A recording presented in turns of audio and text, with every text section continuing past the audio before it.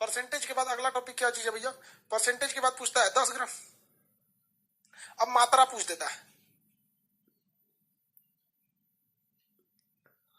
देखिए परसेंटेज के बाद अब क्या पूछता है? मात्रा पूछता है। देखिए ये थोड़ा सा टफ है, लेकिन इस टफ होने की वजह से हम आपको दो ठो बताते हैं, यही दो ठो एग्जाम में आएगा। टफ है लेकिन यही दो ठो एग्जाम में आएगा। मात्रा पूछेगा, कहेगा कि 10 ग्राम CaCO3 को गर्म करने पर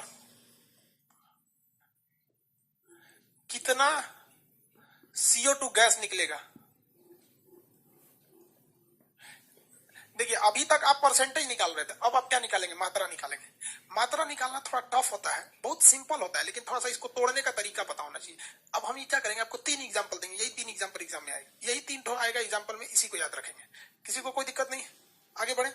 जैसे 4.4 ले दिया क्या?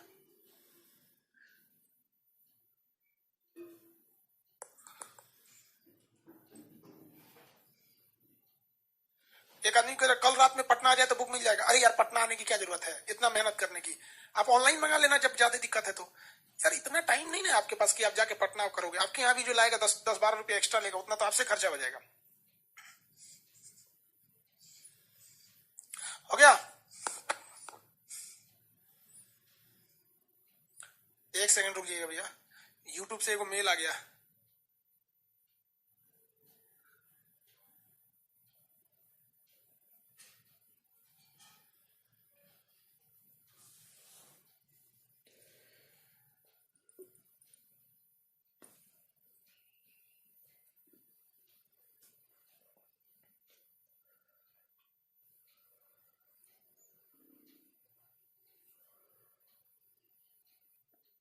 चलिए देखिए मेल आ गया था यूट्यूब से। चलिए अब कह रहा है कि CaCO3 को गर्म करेंगे तो क्या होगा। तो चलिए भैया गर्म करते हैं। CaCO3 है, इसको हम लोग क्या करते हैं? गर्म करते हैं। तो ये डेल्टा का मतलब होता है गर्म करना। जब किसी चीज को गर्म करते हैं तो टूटने लगता है। तो ये किस में टूटेगा? तो ये टूट जाता है CaO में, यानी एगो चूना पत्थर बन जाएगा और प्लस CO2 गैस निकल जाएगा। आपको पता होना चाहिए कि केमिस्ट्री में दोनों साइड का जो फॉर्मूला है बैलेंस होना चाहिए। इधर कैल्शियम का था 1 ठो, इधर कैल्शियम कितना है? एगो, कैल्शियम बैलेंस है। इधर कार्बन कितना है? 1 ठो, इधर भी कार्बन कितना है? 1 ठो। ढूंढ लीजिए, इधर और कहीं कार्बन नहीं होगा। यहाँ ऑक्सीजन कितना है? 3, वहां भी 3 होगा। देखिए 1 ठो यहाँ है, 1 ठो यहाँ है। समझ में गया? अभी आप इसको भूल जाइएगा क्या कर रहा है, अभी आप खुद तोड़ के देख लीजिएगा। बताइए तो कितना तोड़े हैं इसको? तो इसकी मात्रा देखिए, इधर की मात्रा देखिए। कार्बन, इस कैल्शियम का कितना होता है भार? 40, कार्बन का 12, ऑक्सीजन का 16, 3 का गुणा है 48, 48 यानी 100 ग्राम। ये हो गया 100। कितना हो गया? 100। पूछा क्या चीज है? CO2 निकलेगी ना। तो यहाँ CO2 का भार देखिए, कार्बन का 12, ऑक्सीजन का 16 दूनी 32, 12 32 कितना हो गया? 44, 12 32 44। किसी को दिक्कत? आपको एक रेशियो मिल गया। क्या रेशियो मिला कि भैया 100 पर कितना मिलता है? 44।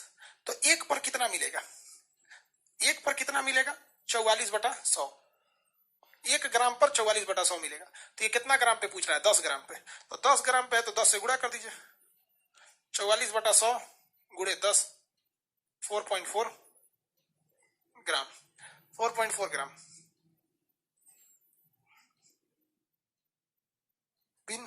कुमार कह रहे हैं कि सर बिना नोटिफिकेशन क्लास क्यों स्टार्ट कर देते हैं? अरे यार पिछले क्लासों में तो बोल के गए थे कि 11:30 बजे क्लास लेंगे। आप किस तरह से बोलेंगे कि क्लास नहीं हो रहा है? आपको बोले थे क्लास होगा। किसी को दिक्कत इसमें? इसमें किसी को दिक्कत है? सर जी बुक जोधपुर में आएगी क्या? जोधपुर के लिए बुक निकल चुकी है, जोधपुर के लिए बुक निकल चुकी है। अगला क्वेश्चन बोलते हैं, आप बना के देखिए, इसको हमेशा याद रखिएगा। चलिए इसी क्वेश्चन को दोबारा बना देते हैं, थोड़ा सा चेंज करके। 20 ग्राम CaCO3 को गर्म करने पर कितना CaO मिलेगा? CaO मिलेगा। अब कार्बन डाइऑक्साइड नहीं पूछ रहे हैं, CaO मिलेगा। सेम फॉर्मूला है, पहले आप इसको तोड़िए, सबसे बाद में इस पर ध्यान दीजिएगा, सबसे बाद में। और लड़का सबसे पहले उसी पे ध्यान दे देता है, सबसे बाद में उस पर ध्यान दीजिएगा।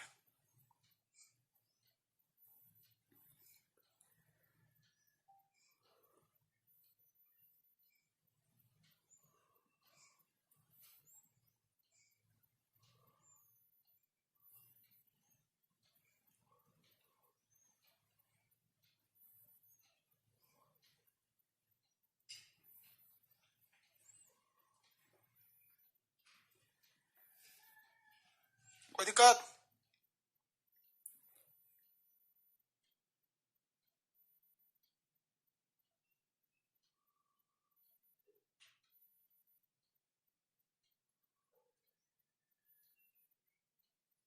आंसर बताइएगा।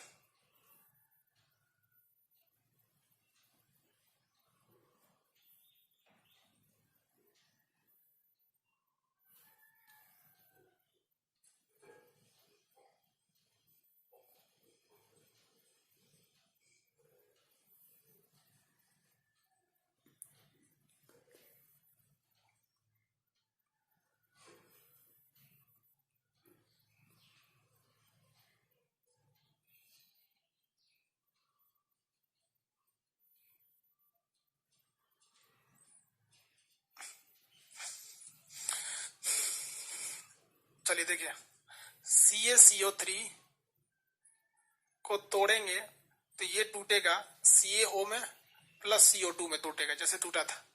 इसका भार निकालेंगे तो 100 ग्राम होगा। ये निकालेंगे तो कितना था भैया, पहले जोड़ लीजिए, कितना होगा, 40 प्लस 12 प्लस 48 बराबर 100।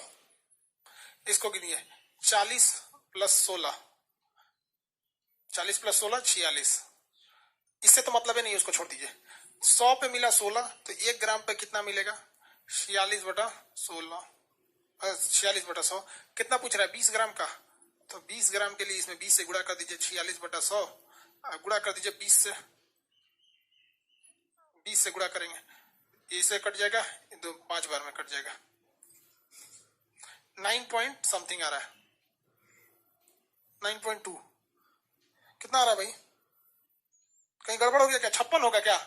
ओए ठीक ठीक ठीक ठीक ठीक ठीक,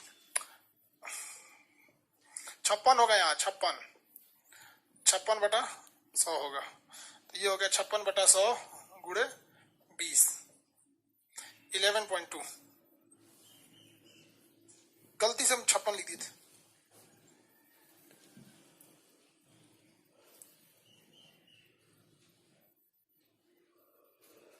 हाँ, वो गलती से 56 को 46 लिख दिए, ये याद रखिएगा। दूसरा एक फेमस क्वेश्चन आपसे पूछता है, एक कैल्शियम पूछता है, दूसरा कार्बन पूछता है। दूसरा पूछता है 60 ग्राम कार्बन को ऑक्सीजन की उपस्थिति में जलाने पर कितना मात्रा में CO2 गैस मिलेगी, इसको याद रखिएगा।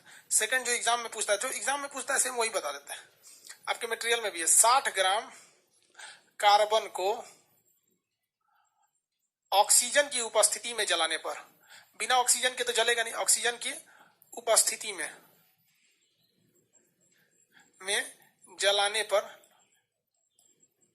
जलाने पर कितना ग्राम CO2 मिलेगा, आंसर दीजिएगा, मिलेगा। चलिए देखा जाए, कार्बन अकेले तो जल नहीं सकता है, कार्बन को जलने के लिए ऑक्सीजन चाहिए। कार्बन अकेले आ सकता है, ऑक्सीजन जब भी आएगा तो किसी दूसरे के साथ आएगा, नहीं तो अकेले खड़ा करेंगे तो सोच रहा 2 लेके बनेगा, ये बन जाएगा कार्बन डाइऑक्साइड CO2। अब बताइए ध्यान से, कार्बन कितना ग्राम निकालिए, तो सिंपल सा, यहां से इतना हो गया तो 20 ग्राम पे कितना होगा निकालिए, अब तो सिंपल है।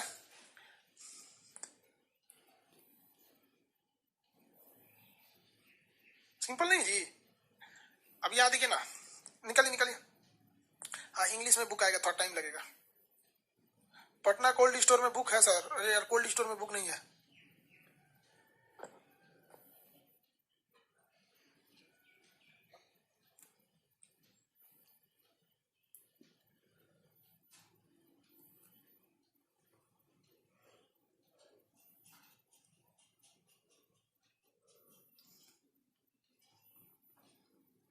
हो गया, आंसर बताएंगे लोग।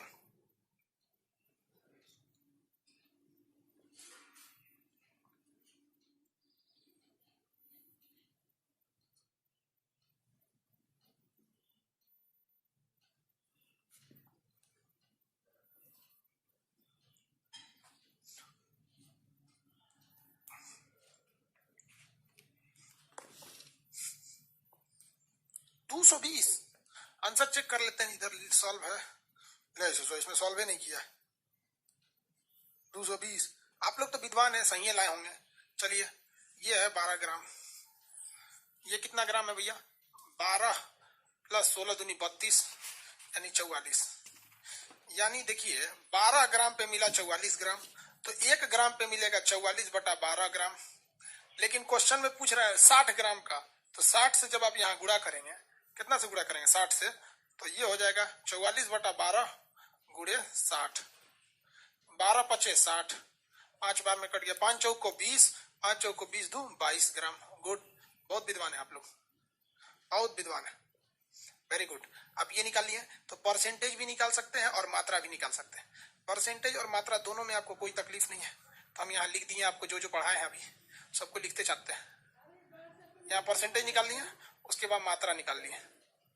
क्या निकाल लिए? मात्रा निकाल लिए। अब आपको निकालना है वाष्प घनत्व। वाष्प घनत्व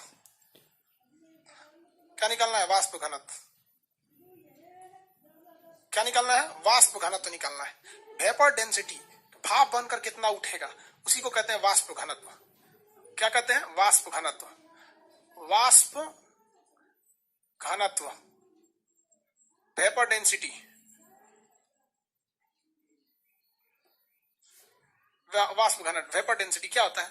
देखिए अणुभार जो होता है ना, अणुभार यानी मोलिकुलर वेट जितना होता है, उसमें जब आप 2 से भाग दे देते हैं तो उसी को वाष्प घनत्व कहते हैं। उसी को क्या कहते हैं? वाष्प घनत्व कहते हैं। किसी चीज के अणुभार निकालिए, उसका मोलिकुलर वेट निकालिए, उसमें 2 से भाग दे देते हैं तो क्या हो जाता है? वाष्प घनत्व हो जाता है। क्या हो जाता है भैया? वाष्प घनत्व हो जाता है। याद रखिएगा, किसी चीज का अणुभार निकालिएगा, उसमें 2 से भाग देने पर क्या बनता है? वाष्प घनत्व बनता है। हम आपको एक एग्जाम्पल देते हैं, आप बताइए, क्वेश्चन बताना आपको। सल्फ्यूरिक एसिड H2SO4, इसे अम्लों का राजा कहते हैं। अम्लराज अलग चीज होता है। H2SO4 यानी सल्फ्यूरिक एसिड का वाष्प घनत्व, इसका वाष्प घनत्व निकालिए। तो वाष्प घनत्व अभी निकलेगा जब आपको अणुभार पता हो। अणुभार निकालने के लिए आपको इसका वेट पता होना चाहिए। हाइड्रोजन का 2 होता है, 1 होता है, 2 का गुणा है। सल्फर का 32 होता है, इसका 16 होता है, लेकिन 4 से गुणा है। इसका वाष्प घनत्व निकाल के दिखाइए। इसका वाष्प घनत्व निकाल के दिखाइए।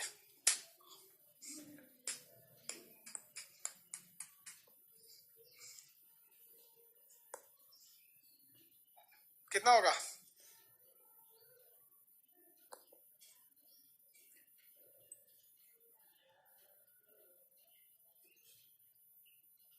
केमिस्ट्री का पीडीएफ सबके पास है। डोनाल्ड ट्रंप पूछ रहा है कि सर आज सीबीएसई वालों को कुछ नहीं बोले। नहीं यार, आज थक गए। आज कितने साल के बाद हम दिन में सोए थे, कितने सालों के बाद हम दिन में आज सोए थे। पता नहीं क्यों नींद आ गया था। 3 बजे क्लास खत्म हुआ ज्योग्राफी का, और 3 बजे ज्योग्राफी का क्लास खत्म होने के बाद आराम से सोए, लगभग 4 बजे से लेकर 7 बजे तक सोए। उठे तो कहेंगे चुचुरा दिन हो गया, रात हो गया, चलो क्लास लेते हैं। देखिए अणुभार बटा 2, वाष्प घनत्व तो बराबर क्या होता है? अणुभार बटे 2, अणुभार बटे 2। अरे अणुभार ज्यादा होता है। लड़का कभी कभी क्या करता है, समझे में नहीं आता है उसको, कभी अणुभार में 2 का गुणा कर देता है। अणुभार निकालिए कितना है? हाइड्रोजन का अणुभार कितना होता है? 1, 1 में 2 का गुणा है तो 2 हो जाएगा। सल्फर का कितना होता है? 32। ऑक्सीजन का कितना होता है? 16, 16 में 4 का गुणा है तो 16 चौक को 64, 16 चौक को 64, 98 बटा 2 कितना हो जाएगा? 49। 98 बटा 2 49 हो जाएगा। किसी को दिक्कत नहीं? 98 बटा 2 49 हो जाएगा। सुनिए ध्यान से, किसी पदार्थ का वाष्प घनत्व 40 है तो उसका अणुभार बताइए। अणुभार बताइए। वाष्प घनत्व 40 है तो उसका अणुभार बताइए।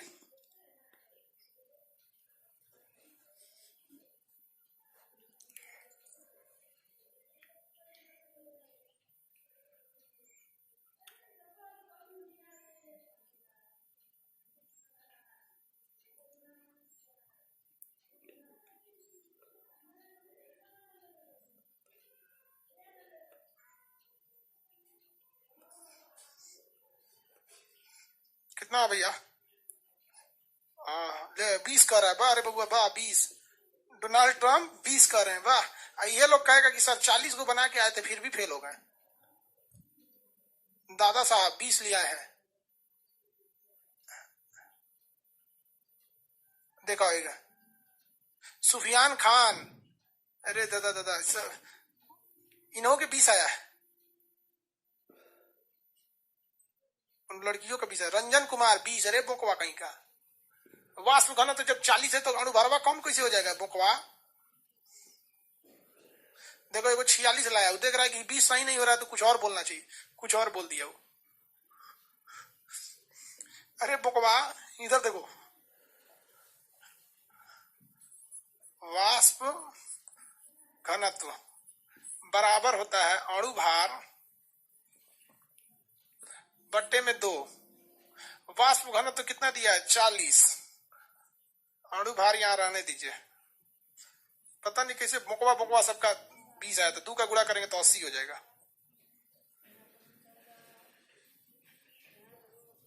अणु भार 80 हो जाएगा। जितना बोकवा था सब बोकवा सबका। देखो एगो 90 आया है, महाबोका है ये, महाबोका है। एगो बताओ ये 90 कहां से ला रहा है। एगो का 21 आया, एगो का 46 आया। सुतल था रे, कोने दुनिया में था सभी सब। ये भगवान, ये सबको ऐसा है सब 300 से कोरोना डर जाएगा। बताओ यार वाष्प घनत्व दिए 40, अणुभार पूछ रहे तो 20 ला रहा है। ऐसे खतरनाक खतरनाक बोका लड़का से कोरोना डर के भाग जाएगा कि हमारा से बड़का वायरस यही है। 1 बज रहा है रे बाबू, रात का 1 बजने जा रहा है। वाष्प घनत्व निकाल देंगे।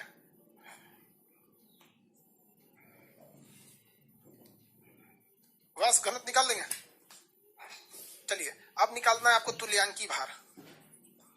तुल्यांकी भार इसे कहते हैं इक्विबेरियम, इक्विबेरियम वेट। तुल्यांकी भार या इक्विबेरियम वेट। तुल्यांकी भार, तुल्यांकी भार। देखो भैया, तुल्यांकी भार निकालने के कुल 7 गो फॉर्मूला है। तुल्यांकी भार निकालने का कुल 7 गो फॉर्मूला है। लेकिन हम आपको क्या कहते हैं, एक ऐसा फॉर्मूला बनाते हैं जिससे आपका क्वेश्चन भी बन जाएगा और रेलवे में वही पूछता है। आप बताइए हम 7 गो फॉर्मूला बताएं कि रेलवे जो पूछता है वही बताएं। हालांकि हम आपको पहले बताते हैं जो 7 फॉर्मूला है वो पॉलिटेक्निक का सिलेबस है और आपका रेलवे का सिलेबस अलग है। आप बताइए आप क्या चाहते हैं। हमें बंदूक और गिटार दोनों आता है। कौन सा धुन सुनिएगा आप, कौन सा धुन सुनिएगा। रेलवे वाला बगल। राहुल मिश्रा बीएचयू से हूँ, बढ़िया है भाई बीएचयू से। हमारे गले का ऑपरेशन बीएचयू में हुआ था। गिटार,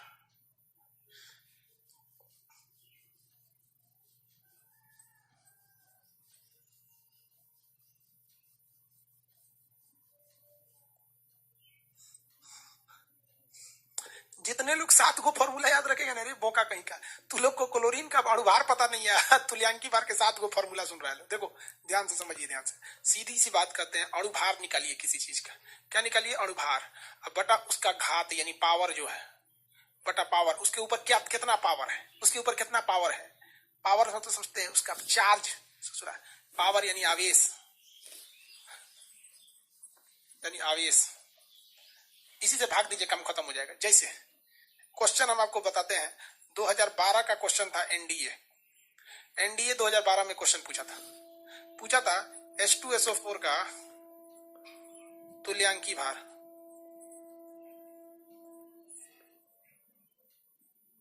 H2SO4 का तुल्यांकी भार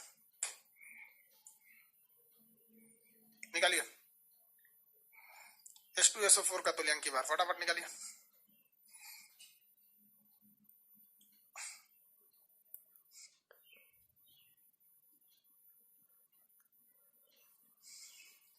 अरे यार रात में ज्यादा नहीं बोलेंगे ना, इधर उधर आवाज जाता है। रात में ज्यादा नहीं बोलेंगे यार। 1 बजे रात को क्लास ले रहे हैं, बाकी सब कहेगा सब खान सब पगला गया। 1 बजे रतिया वो क्लास ले रहा है।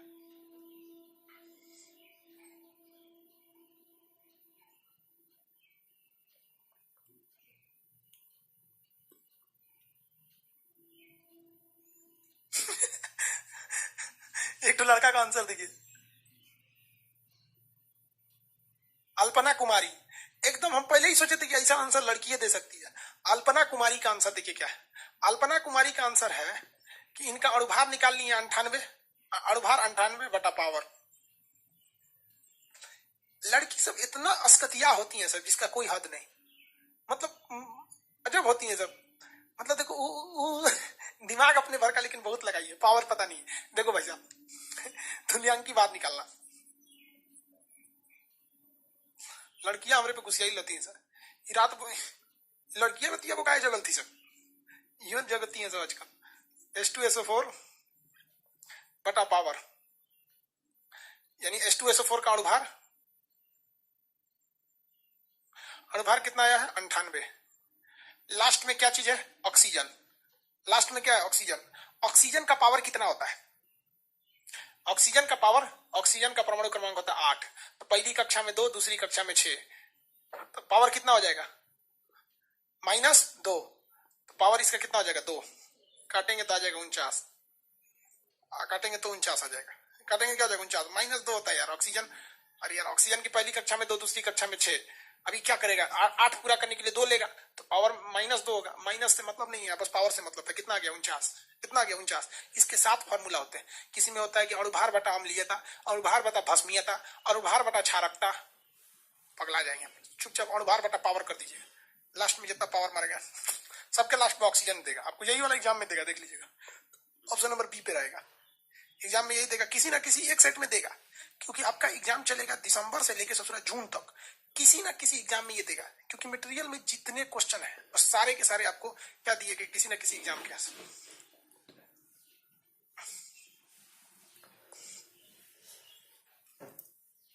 तुल्यांक की बाहर निकालनी है आप लोग।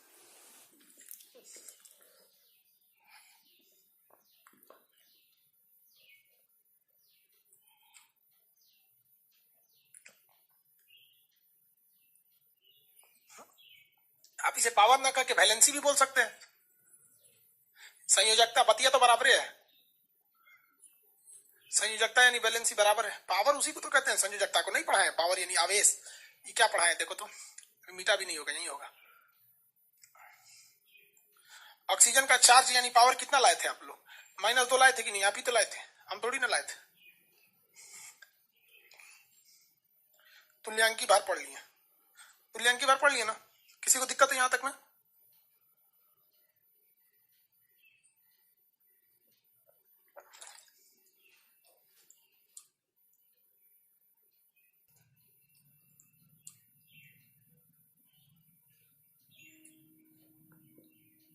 चलिए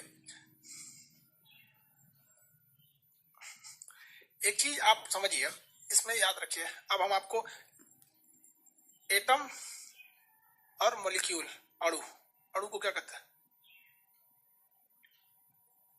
मॉलिक्यूल, अणु कहते हैं, अणु इसके कहते हैं परमाणु। भाई साहब ये सबसे छोटा है,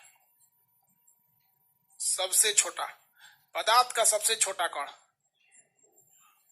छोटा कण, ये सबसे छोटा कण है। अब वो सबसे छोटा कण नहीं है, कहेगा किसी भी पदार्थ का सबसे छोटा कण क्या होता है, अणु या परमाणु, तो क्या होगा भैया, अणु होता है। अब इसमें परमाणु होता है, इसमें क्या होता है, ये परमाणुओं से मिलकर बना होता है, से मिलकर बनता है, बनता है, परमाणु से मिलकर बनता है, तो ये सबसे छोटा कण है, और ये परमाणु से मिलकर बनता है। लेकिन यहां आप फंस जाइएगा, ये सबसे छोटा वह कण है, सबसे छोटा कण जो स्वतंत्र रह सकता है।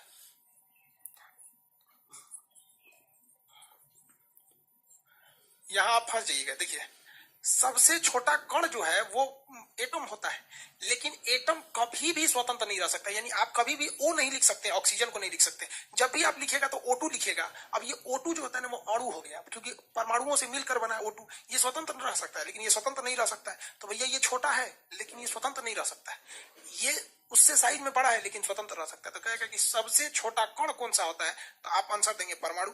लेकिन कहेगा कि सबसे छोटा वह कण कौन सा है जो स्वतंत्र रह सकता है, तो सबसे छोटा कण जो स्वतंत्र रह सकता है उसके लिए हो जाएगा आपका अणु। परमाणु और अणु दोनों में अंतर आपको समझ में आ रहा है कि नहीं आ रहा है। आपके मटेरियल में इसका एक चार्ट बना होगा, आपके मटेरियल में क्या होगा, चार्ट बना होता है। किसी को दिक्कत,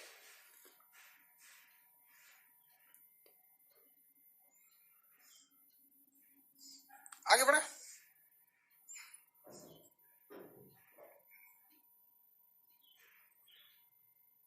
देखिए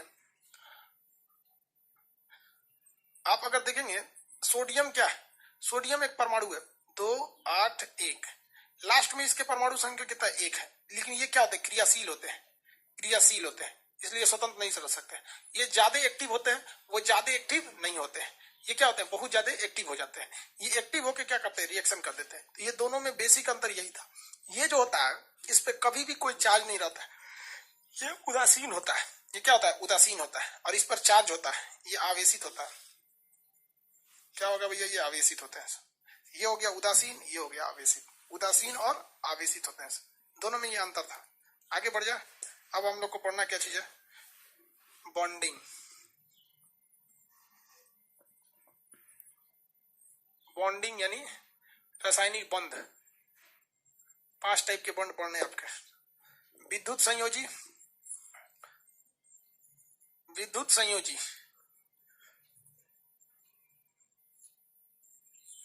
सहसंयोजी, उप सहसंयोजी,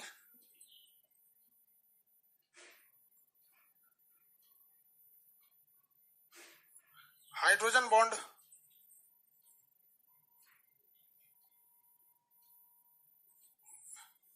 वांडरवाल,